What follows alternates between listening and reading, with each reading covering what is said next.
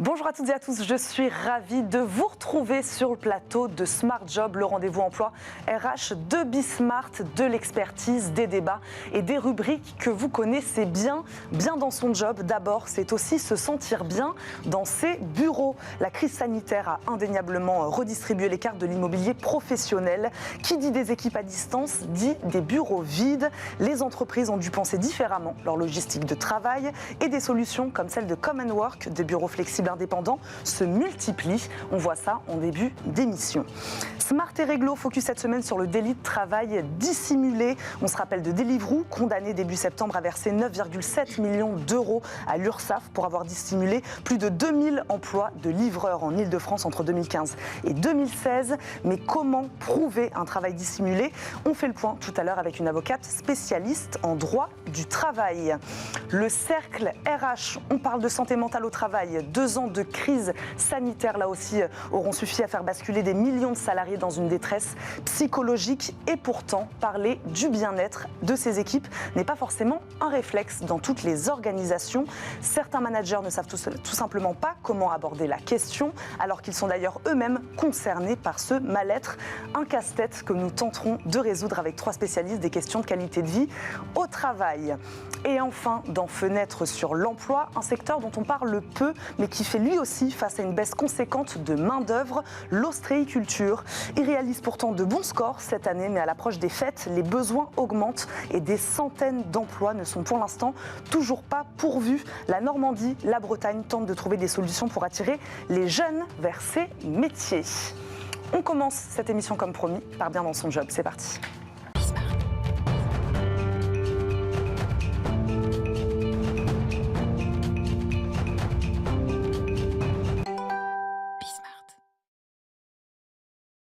Et si on gérait vos bureaux pour vous? Fini la rigidité d'un bail de 3 ans ou 6 ans. La crise du Covid est passée par là.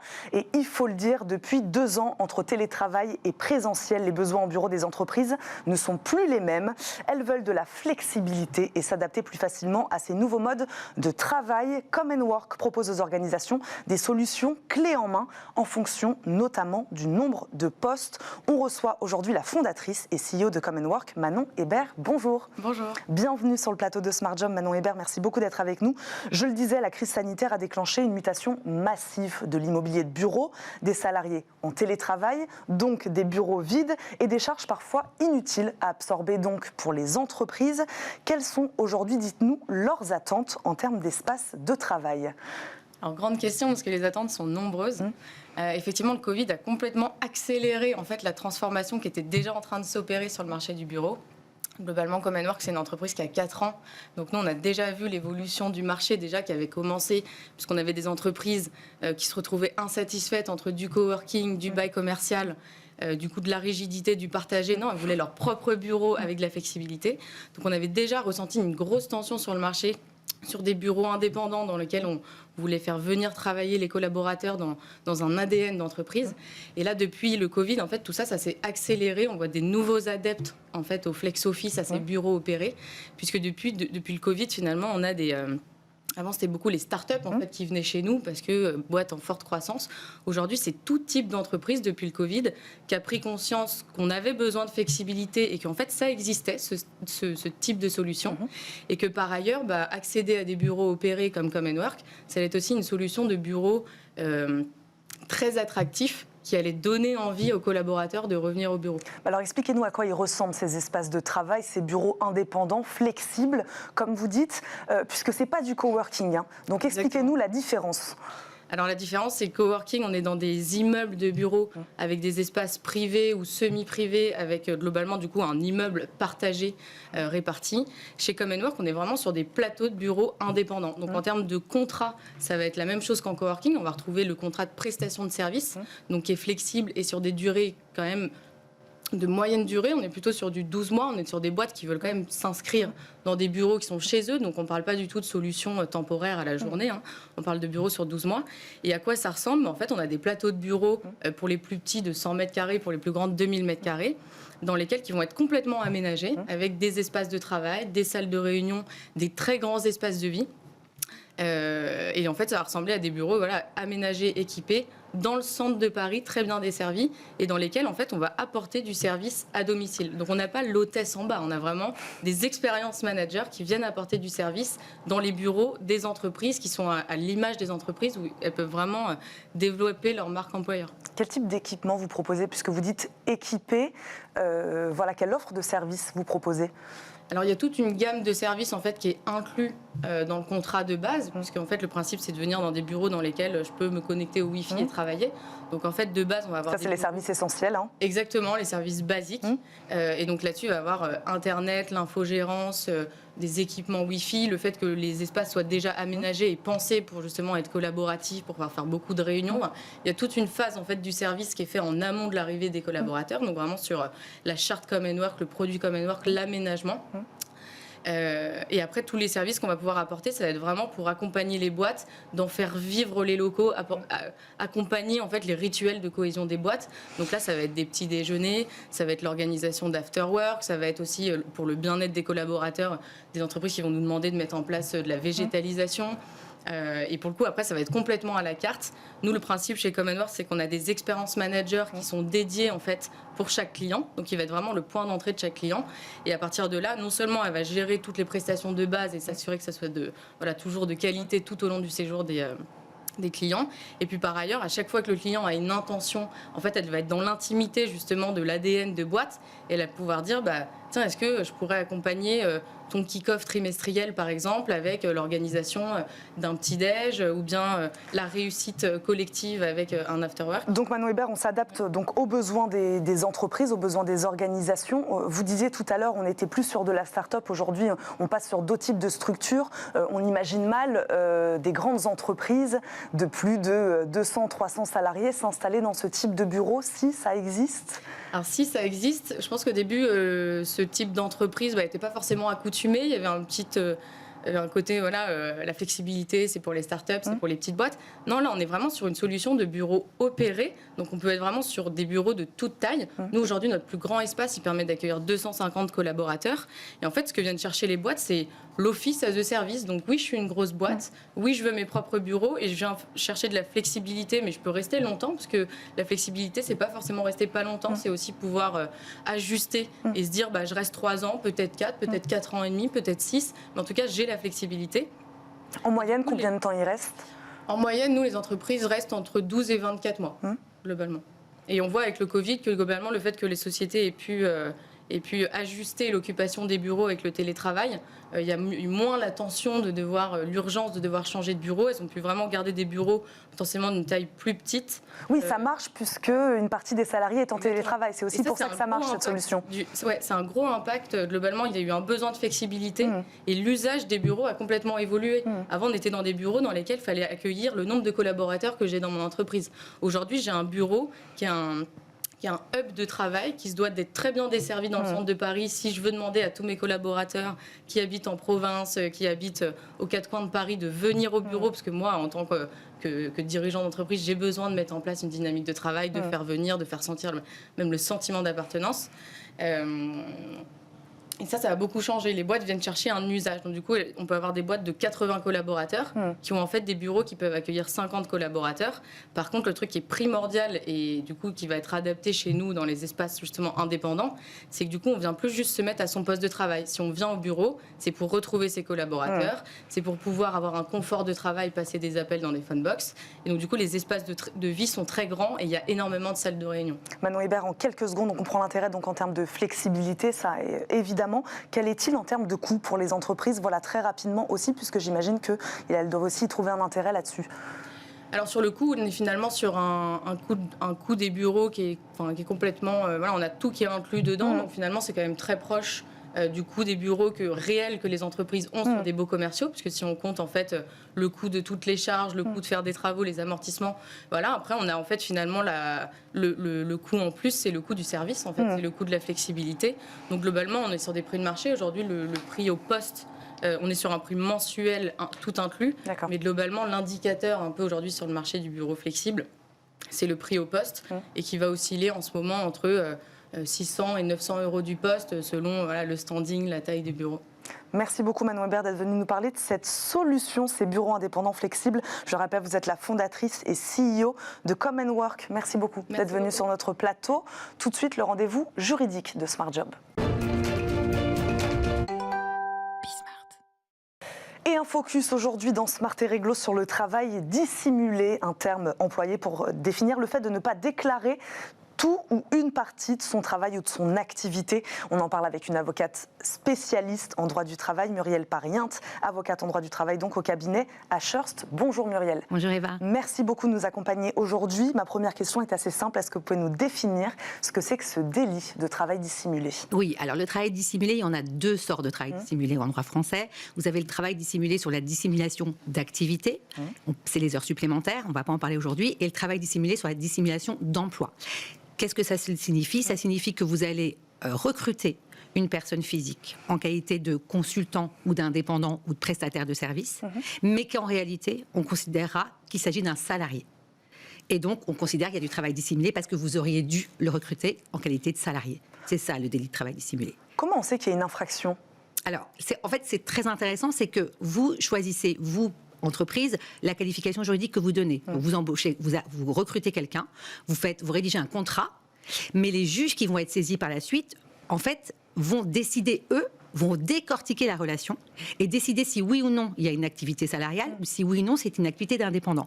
Donc en fait, là je pense que vos téléspectateurs doivent comprendre, c'est que peu importe ce qui a été noté, écrit dans le contrat, peu importe l'intitulé du contrat, c'est le juge qui va décider in fine si c'est un contrat de travail ou un contrat d'indépendant. Donc il y a une interprétation quelque part aussi. Oui, alors ils refont l'histoire. Donc ils font communiquer tous les éléments et ils vont décider avec un faisceau d'indices. Ils vont vérifier s'il y a un lien de subordination ou pas. C'est ça le point important. Le point principal, c'est celui-là. C'est celui-ci. Lien de subordination. Et comment ? La faisceau d'indices, ils vont vérifier le pouvoir de direction, le pouvoir de contrôle et le pouvoir de sanction. Et ils vont vérifier par rapport aux faits. Donc ils vont vraiment décortiquer la relation. Si oui ou non, l'employeur ou l'entreprise a ce lien de subordination juridique, peut imposer des sanctions, peut contrôler la personne indépendante. Et si c'est le cas, il va considérer qu'en fait, c'est une relation de travail. Et donc, il va considérer... Ça, c'est l'élément matériel, Eva. Ça, c'est l'élément matériel. Donc, il va considérer d'un point de vue matériel que c'est bien une relation employeur-salarié et non pas indépendant. Et donc, après, il y a l'aspect moral, c'est ça ? Voilà. Donc, le travail dissimulé, c'est deux aspects. C'est l'élément matériel et après, c'est l'élément intentionnel. Et encore faut-il démontrer, ce qui n'est pas simple, qu'il y a bien une intention de l'entreprise de contourner les règles du droit du travail et de ne pas appliquer cette relation salariale en connaissance de cause. Et oui, démontrer une intention, c'est pas facile. Très compliqué. Mais on a bien vu, la jurisprudence récente de la Cour de cassation et des cours d'appel, ils y arrivent assez facilement finalement. Ils vont étudier les pièces et ils vont se rendre compte que finalement, l'employeur, qu'ils vont considérer comme l'employeur, savait parfaitement que c'était une relation de travail parce que connaît les règles de droit et finalement a décidé de contourner la législation du travail pour passer sur l'indépendance et donc va considérer qu'il y a un travail dissimulé. Donc élément matériel, élément intentionnel. Et les sanctions sont importantes comme vous l'avez rappelé tout à l'heure, c'est qu'on a non seulement des infractions pénales, c'est une chose, donc un emprisonnement avec sursis et puis parfois des amendes, mais il y a surtout l'URSSAF. Et ça, c'est un point important. Parce que quand vous avez... Les amendes peuvent être parfois très élevées. Alors, c'est pas des amendes, des amendes, c'est au niveau pénal, mais au niveau de l'URSSAF, c'est qu'ils vont, à partir du moment où vous requalifiez un contrat de travail, toute la rémunération que vous avez versée à votre indépendant est requalifiée en salaire, et vous allez devoir payer des charges sociales sur ces salaires pendant 3 ans. Et les montants sont stratosphériques, on parle quand même 48%, c'est 48% de la rémunération. Donc, c'est des conséquences, ce travail dissimulé, qui sont extrêmement importantes au niveau financier également pour l'entreprise. Mais Muriel Parient, est-ce qu'il y a des structures qui sont peut-être plus propices à ce type de délit ? On a parlé des plateformes, c'est ça, c'est-à-dire que de faire travailler des travailleurs indépendants, déjà on est plus propice à ce délit de travail dissimulé. Ça a toujours existé. Le problème du droit français, c'est un droit binaire. C'est soit vous êtes salarié, soit vous êtes indépendant. C'est très compliqué. Dans la pratique, c'est très compliqué. La réalité, c'est qu'il y a des situations, comme les plateformes, ça, on en parle beaucoup puisque c'est assez récent, ça fait 10 ans, mais ça existe dans tous les domaines d'activité. Mais c'est vrai que la jurisprudence aujourd'hui est relative aux plateformes parce qu'elle veut faire évoluer le droit positif. Et c'est vrai qu'on est dans une situation, à mon sens, qui est mixte. On n'est pas complètement dans du droit du travail, mais on n'est pas complètement dans le droit de l'indépendant. Et donc, vous avez le problème de ce droit français qui est très rigide et très figé. C'est soit un droit du travail, soit le droit de l'indépendant. Et parfois, ce qui se trouve au milieu n'est pas compris par la loi. Donc c'est assez compliqué. C'est un peu dans le cas dont on est aujourd'hui. Et qu'est-ce qu'on fait quand on est avocate alors ? Eh ben, on conseille nos clients, alors on fait un peu le travail du juge en amont, on regarde un peu les éléments et on conseille nos clients par rapport au droit positif. Et si on considère on est vraiment sur un lien de subordination juridique, on leur dit surtout de rester dans le cadre du droit du travail. Pour l'instant, en tout cas, ça évoluera peut-être. À mon sens, on n'y est pas encore. Au vu de la dernière jurisprudence, clairement, le droit français continue à rester dans le droit du travail, dans ce genre même dans cette mixité, mais ça finira peut-être par évoluer. Et peut-être que ces modèles-là aussi vont évoluer. Ils vont devoir évoluer. Ces modèles économiques. Ils vont devoir évoluer, parce que pour l'instant, en tout cas, ils ont été chercher la justice et ils ne l'obtiennent pas. On reste en droit du travail, donc je pense qu'ils vont devoir faire évoluer, oui, absolument. Merci beaucoup Muriel Parien d'être venue sur notre plateau, de nous avoir tout expliqué sur le travail dissimulé. Je le rappelle, vous êtes avocate en droit du travail au cabinet Ashurst. Merci beaucoup d'avoir fait de la pédagogie sur ce sujet avec nous aujourd'hui. On marque une courte pause. On se retrouve tout de suite dans le Cercle RH. On parle de santé mentale au travail.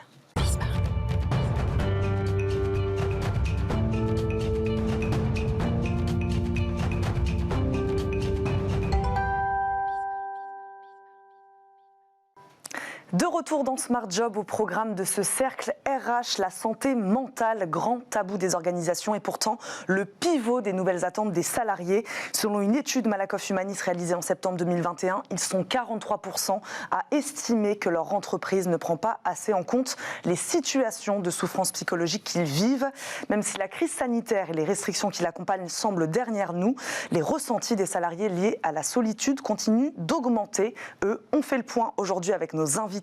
Victor Waknin nous accompagne, associé fondateur chez Mozart Consulting. Bonjour. Bonjour. Merci beaucoup d'être avec nous aujourd'hui. Aude Célie, qu'on connaît bien, nous accompagne également, auteur de Autopsie d'un burn-out. Bonjour Aude. Bonjour. Merci beaucoup d'être avec nous aujourd'hui. Jean-Denis Budin, lui, nous accompagne en visioconférence, le cofondateur du Crédir, une ONG spécialisée dans la lutte contre l'épuisement des humains. Bonjour Jean-Denis. Bonjour de Liège. Bonjour de Paris, merci beaucoup de nous accompagner à distance. Jean-Denis, Aude Célie, on a l'impression que tous les voyants sont au rouge depuis le début de la crise sanitaire, des salariés épuisés qui se sentent de plus en plus seuls. Dans quelle mesure les entreprises ont pris conscience de cette situation aujourd'hui ? C'est vrai qu'on les sent peut-être un peu dépassés. Pour être honnête, je pense qu'elles n'ont pas eu le choix. Les choses allaient déjà mal avant, donc la crise. Donc la crise n'a fait qu'accentuer les choses. Le télétravail, vous avez dit un mot qui est très important, c'est la solitude. L'isolement, aujourd'hui, c'est probablement une des problématiques les plus importantes sur laquelle il faut agir rapidement, bien sûr. Et c'est vrai qu'aujourd'hui, il faut que les entreprises prennent conscience, parce que c'est pas compliqué, les salariés vont craquer. En fait, je ne sais pas si vous imaginez, les personnes qui craquent, c'est les personnes qui sont les plus investies, les plus impliquées, les plus enthousiastes. Les bons éléments. Voilà, donc si elles veulent être pérennes sur du long terme, parce qu'elles ont tendance à penser à J+1 ou M+1, on va dire ça comme ça, il va falloir faire attention à leurs salariés.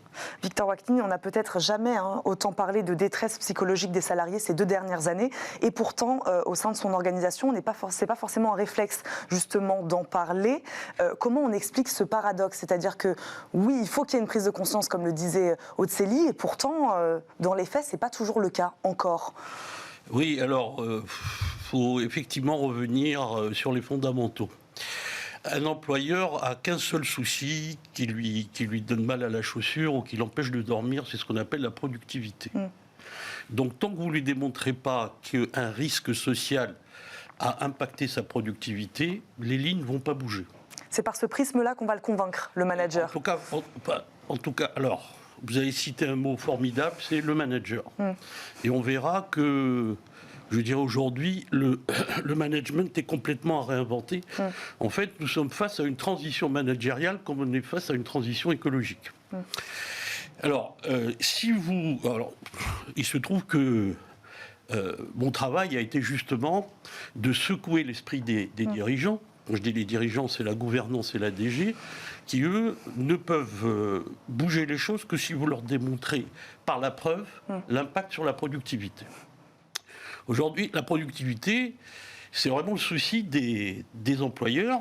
Donc, si par exemple, ils ont 100 personnes à l'effectif, s'ils ne savent pas qu'il y en a peut-être 25 en équivalent temps plein qui ne sont pas là à cause des problèmes de santé au travail, et on verra effectivement comme quoi la santé mentale, je dirais, c'est le passager clandestin de la santé en France. Donc si on n'arrive pas à les convaincre sur l'aspect humain, Non, c'est pas sur l'aspect humain. On va les convaincre sur... Impact, comme vous parlez beaucoup chez Smart Job, tant qu'il n'y a pas la preuve de l'impact sur la performance qui est a priori je dirais leur ancrage, qu'est-ce que le risque social, comment le risque social vient impacter leur performance. Une fois que vous leur apportez la preuve, et pas avec des sondages, avec des chiffres, la data, là vous pourrez commencer à parler. C'est ce que vous avez fait, vous. Alors je suis, merci, effectivement, je suis reconnu comme l'inventeur du bien-être au travail, de l'indice de bien-être au travail, et j'ai été, je parle un peu de l'actu, reconnu par le Wikipédia le week-end dernier, ce qui est vraiment quelque chose de très reconnaissant. Effectivement, mais une fois que vous avez fait les chiffres, il faut après inviter les autres experts, les autres connaisseurs du collectif de travail, et quelle est la place de l'individuel par rapport au collectif. Donc, mais en fait, il y a un processus. Voilà, et puis je reviendrai peut-être tout à l'heure sur le passager clandestin de la santé mentale, qui est un élément très très très d'actualité aujourd'hui. Et pourquoi cette santé mentale, en fait, on ne veut pas l'avoir. Une chose qu'on n'a pas faite, peut-être, c'est définir ce que c'est la santé mentale au travail. Jean-Denis Budin, est-ce que vous voulez vous prêter à l'exercice, essayer de définir ce que c'est? Alors, très volontiers. Et il y a des problèmes de vocabulaire, parce que quand on parle de santé mentale, c'est un peu une expression repoussoire pour certaines personnes qui se disent tout de suite « Ah ben moi je suis pas fou, j'ai pas de problème psychologique majeur ». Donc au Crédit, depuis 10 ans, on travaille sur ce genre de choses et on remplace la santé mentale par la santé du cerveau, parce que c'est finalement le point principal. C'est quand il y a un problème de santé mentale, c'est qu'il y a des dysfonctionnements au niveau du cerveau qui peuvent être des pathologies ou qui peuvent être le résultat d'un épuisement. Et je rejoins pleinement Aude quand elle parle de la solitude. Je rajouterai le sommeil. Il y a eu une très grosse dégradation du sommeil à nouveau pendant la pandémie, avec beaucoup d'addictions numériques. On manquait terriblement d'autres loisirs. À partir de là, vous avez la majorité de la population active qui dort nettement moins que les 8 heures recommandées par les médecins. Et ça pose un gros problème. Donc vraiment revoir le vocabulaire. On va même jusqu'à éviter de parler de psychiatre au Crédit. On appelle ça un cervologue. On a ici un organe qui est un ordinateur magnifique, mais qui a des faiblesses, qui marche moins bien quand on est épuisé. Et c'est ça qu'il faut prendre en compte. Donc vraiment santé du cerveau, cervologue. Et puis même on va plus loin parce que le terme de burn-out est aujourd'hui galvaudé. Nous, on l'a remplacé avec l'équipe médicale par l'ECE, effondrement cérébral par épuisement. Mais tout se passe au niveau du cerveau.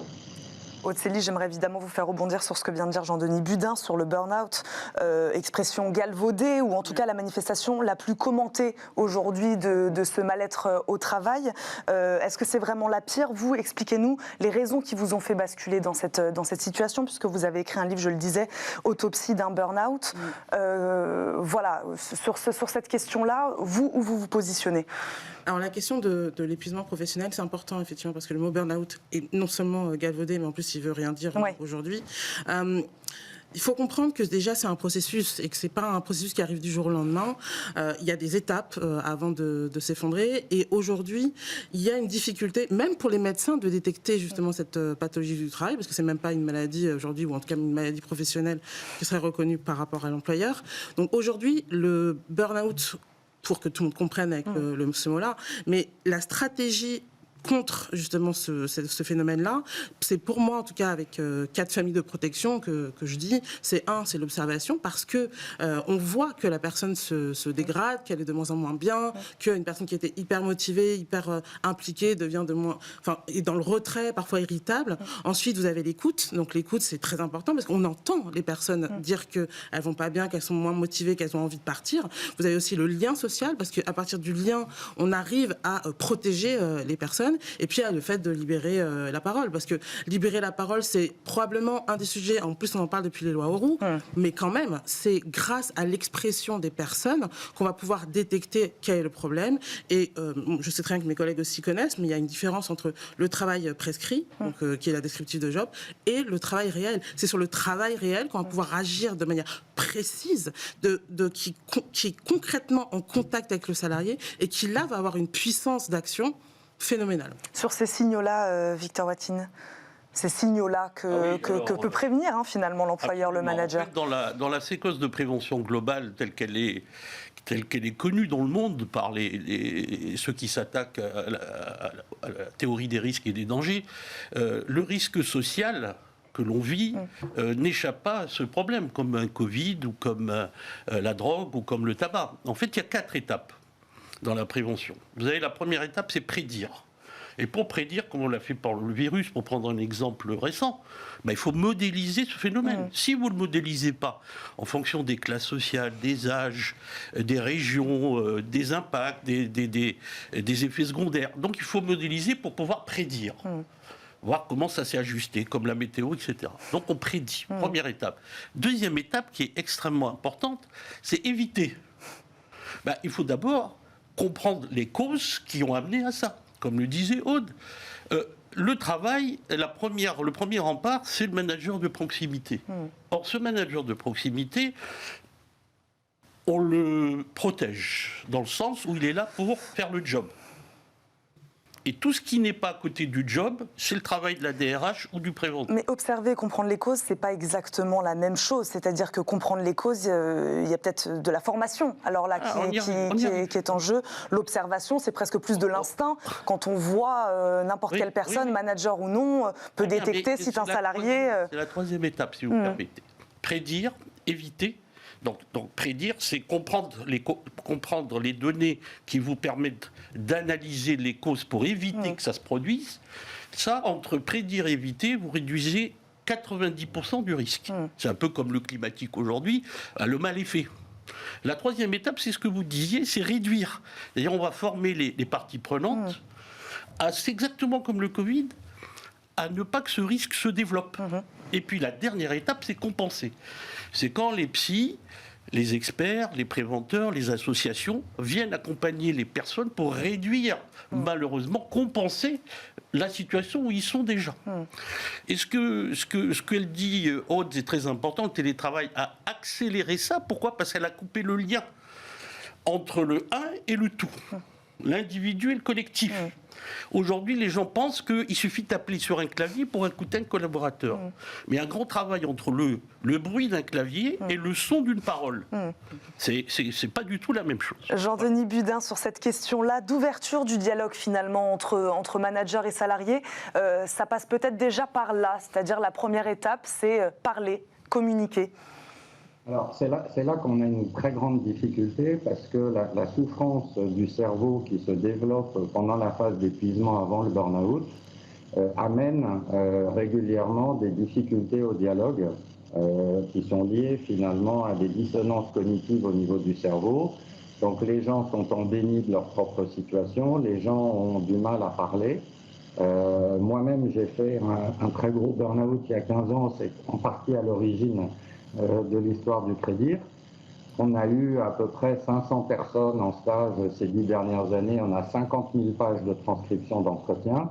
Cette question de la libération de la parole, elle est absolument essentielle. Et très souvent, les personnes vont se mettre dans une physionomie un petit peu de petite prison, c'est comme ça qu'on l'appelle dans notre pédagogie, et vont avoir de plus en plus de mal au fur et à mesure qu'ils sont épuisés à engager le dialogue. Et on va le ressentir non seulement sur le lieu de travail avec le management, avec les collègues, mais ça se vit aussi dans la vie personnelle.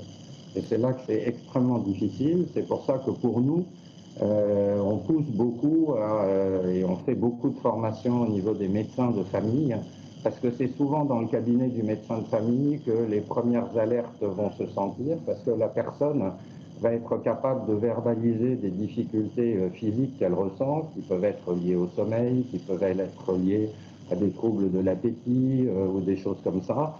Mais très souvent, malheureusement, on a des gens qui, aussi bienveillants que leur entourage soit, ils ont du mal à libérer leurs paroles et à aider les autres à détecter les signaux d'alerte. Alors des signaux d'alerte, oui, il y en a, mais il faut vraiment une intervention autour des personnes qui soit plurielle, aussi bien dans la vie professionnelle que dans la vie personnelle, et avec les professionnels de santé qui doivent être mieux formés que ce qu'ils sont actuellement. Aude Célie, juste sur cette question du dialogue, encore une fois, je pointais quelque chose en préambule de cette émission. Comment bien en parler lorsqu'on est manager, alors que peut-être nous aussi, on est concernés en tant que manager par ce mal-être au travail, puisqu'on l'a vu, les cadres et managers étaient particulièrement en détresse psychologique, eux aussi, ces 2 dernières années. Voilà, il y a ce paradoxe-là aussi et cette question-là qui est difficile. Alors c'est difficile, mais c'est salvateur et c'est essentiel pour moi, parce qu'aujourd'hui, le manager de proximité, donc on utilise le mot proximité, c'est justement eux qui vont être en première ligne, on parle d'observation, on parle d'écoute depuis tout à l'heure, que ça se voit, que ça s'entend. Donc si on ne s'occupe pas des managers, et aujourd'hui les managers sont quand même pas mal décriés. On critique beaucoup les managers. Là, le télétravail a accentué ça, parce que le manager s'est retrouvé du jour au lendemain quasiment à distance. Donc parfois déjà, en étant proches, les managers ont parfois eu des comportements qui n'étaient pas les plus à même d'être dans le bien-être. Mais là, en plus, et c'est limite pas de leur faute, parce qu'on n'a même pas eu le temps de les préparer au final. Donc là où parfois, il faut comprendre aussi que la souffrance, elle peut être liée aux difficultés que j'ai. Et du coup, il y a un aspect un peu boule de neige. Il y a beaucoup de managers qui aimeraient faire bien leur travail. Moi-même, j'ai été en RH, donc je ne rêvais que d'une chose, c'était de bien faire mon travail, m'occuper des gens. Et en fait, je n'avais pas les moyens et même, je n'avais pas le temps. Parce que je pense qu'on oublie une donnée aujourd'hui, c'est le temps, c'est l'urgence, c'est l'obligation d'être toujours plus vite, d'ailleurs toujours plus fort. Aujourd'hui, dans les entreprises, il y a même des programmes qui s'appellent des programmes de haut potentiel, de top management. Donc déjà que depuis qu'on est en maternelle, on nous donne des bons points pour dire allez, il faut y aller, etc.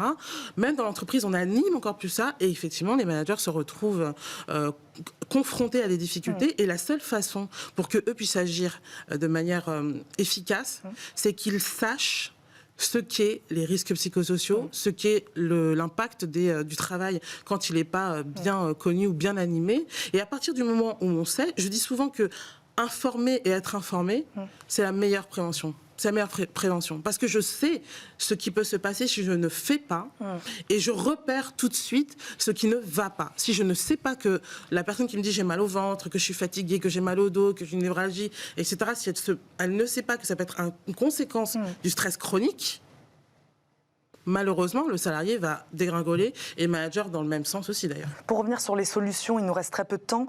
Ouvrir le dialogue, communiquer, évidemment, se former à cette question-là. On retrouve aussi beaucoup cette question, vous en avez parlé plusieurs fois, du télétravail, cette question de la flexibilité. Un manager, ça peut être une solution, donner de la flexibilité à son salarié. En l'occurrence, on a l'impression que ces 2 dernières années ont fait l'effet inverse, puisque les salariés en télétravail se sont sentis finalement très isolés et très seuls. Victor Watkins, c'est difficile donc de trouver le bon équilibre quand on est employeur. On croit faire une bonne chose en mettant son salarié en télétravail, en lui donnant plus de flexibilité, et en même temps, on crée un sentiment de solitude et d'épuisement chez lui. Sur votre question, ce qu'a dit Aude. Aujourd'hui, il y a un buzzword qui est j'ai pas de bande passante, j'ai pas le temps. On a, nous, des clients qui nous appellent 5 ans, 6 ans après, une fois que les RPS sont là ou le burn-out est là. En fait, ils n'ont pas le temps. Donc, ils sautent sur les solutions. Comment ? Avant de poser la question du pourquoi. Et pour poser la question du pourquoi, il faut leur montrer un peu l'impact. Ils ont 3 obligations, santé, sécurité, employabilité. C'est dans le Code du travail, article 41-21 pour santé, sécurité, article 63-21 pour l'employabilité. Aujourd'hui, tiens, on parle d'employabilité. On n'arrive plus à les tenir, ils partent. Essayez de ne pas les laisser partir avant d'avoir des problèmes de recrutement. Donc on voit déjà, nous, on part la loi. L'impact sur la productivité, le coût du mal-être au travail, on publie notre étude sectorielle avec les datas publiques depuis plus de 10 ans. La dernière étude de 21, c'est 11 660 € en coût direct et indirect par salarié en moyenne en France. C'est 12 points du PIB national. La santé globale, physique, mentale et la santé relationnelle, c'est 3 santé. La santé globale, c'est 12% du PIB. Aller gagner un point de PIB aujourd'hui sur l'industrie, le commerce, la productivité, alors que la santé, la qualité de vie et les conditions de travail peuvent vous faire gagner jusqu'à 5 points, simplement en analysant les choses, en ayant la volonté d'aller jusqu'au bout. Donc c'est cet éclairage complet qu'il faut faire avant de sauter aux solutions. Et des solutions, on a. On parler des risques psychosociaux. Il nous reste quelques secondes, je préfère vous... Les risques psychosociaux, il y en a 8. On les enseigne depuis 2010. On les enseigne partout. C'est même dans les appels d'offres de tous les employeurs. Très bien. Sur les 8 risques psychosociaux, il y en a 4 qui correspondent à la santé mentale. Le stress chronique, le harcèlement, la dépression, le burn-out, je rajouterai un 5e, les tentatives de suicide. Mais simplement, c'est l'affaire de la DRH, c'est l'affaire des médecins, c'est pas l'affaire du manager. Donc, Alors que c'est l'affaire de tout le monde. Alors que c'est l'affaire de tout le monde, voilà. bien dit en conclusion. On va terminer là-dessus. Merci beaucoup à tous les 3 d'être venus sur ce plateau, d'avoir parlé de ce sujet éminemment important. Victor Watkins, je rappelle, vous êtes associé fondateur chez Mozart Consulting. Aude-Célie, merci beaucoup d'être venu nous voir. Je rappelle, vous êtes auteur de ce livre Autopsie d'un burn-out. Jean-Denis Budin, merci de nous avoir accompagnés à distance. Je rappelle, vous êtes le cofondateur du Crédir. Merci de nous avoir accompagnés. Merci à tous les 3. Tout de suite et comme chaque jour, on termine cette émission par Fenêtre sur l'emploi.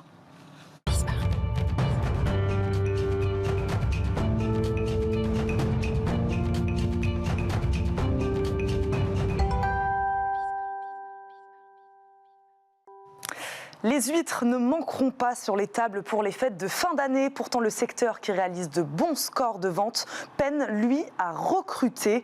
En région Normandie, par exemple, près de 500 postes sont à pourvoir. Un chiffre qui ne cesse d'augmenter puisque les ostréiculteurs ont besoin de main-d'œuvre supplémentaire à l'approche de décembre. Je le disais, on en parle avec Patrice Rode, vice-président du comité régional de la conchyliculture. Bonjour Patrice. Bonjour. Merci beaucoup de nous accompagner à distance aujourd'hui.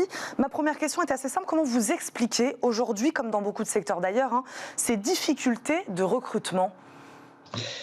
Et en fait, on ne se l'explique pas plus que ça, puisque avant Covid, on avait globalement suffisamment de bras pour exercer toutes les tâches à tous les moments de l'année. Et aujourd'hui, peut-être le Covid, si on cherche une vraie raison, on voit qu'on peine à n'importe quel moment dans l'année à recruter. Mais les ventes, elles, se portent bien, à contrario. Alors oui, en effet, les ventes se portent très très très bien, et particulièrement dans tous les secteurs, restauration, les marchés, oui, globalement, et la vente directe, les dégustations aussi qui ont mis un grand élan à nos ventes, oui, se portent très bien. Est-ce que vous ne pensez pas qu'il y a une méconnaissance aussi du grand public sur les métiers de votre filière ? Ça peut être une explication ?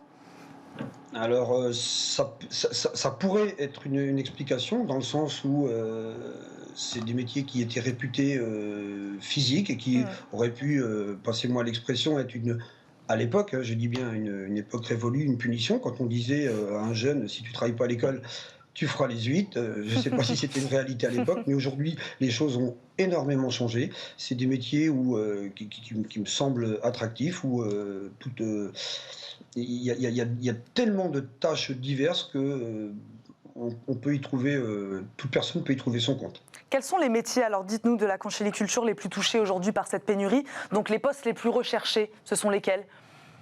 Alors, je dirais tous les postes. Donc on va aller des petites mains, donc tous les intervenants pour la marée.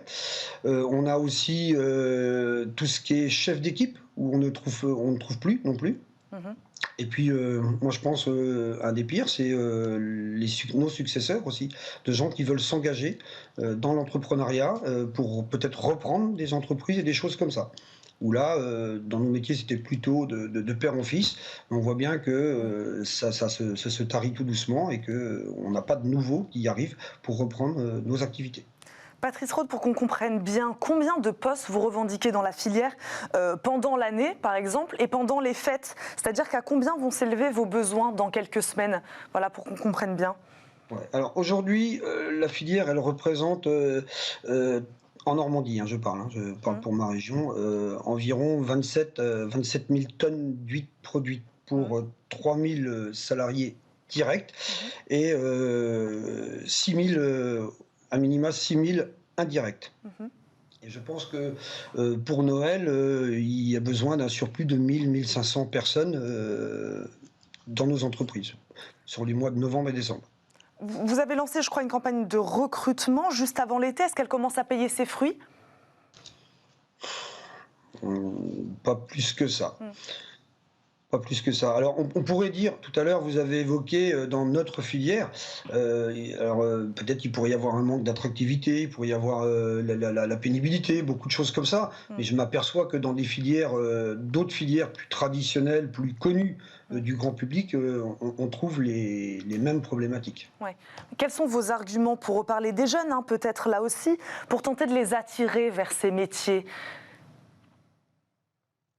On leur dit que travailler en plein air, par exemple, se reconnecter à la nature?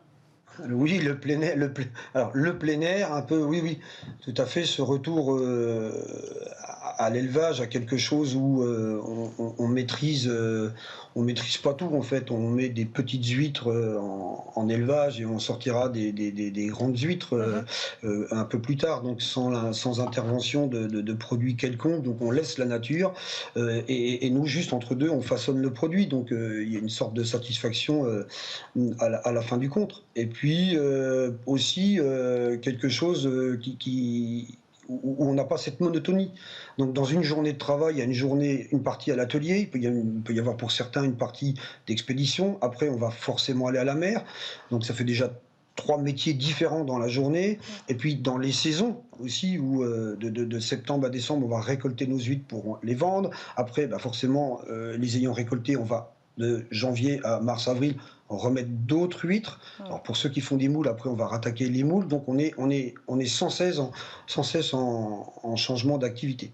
En quelques secondes, vraiment, il nous reste très peu de temps. En gros, si la pénurie de main-d'œuvre n'est pas enrayée, quels sont vos autres leviers d'action aujourd'hui? Il faudra aller chercher la main-d'œuvre ailleurs qu'en France?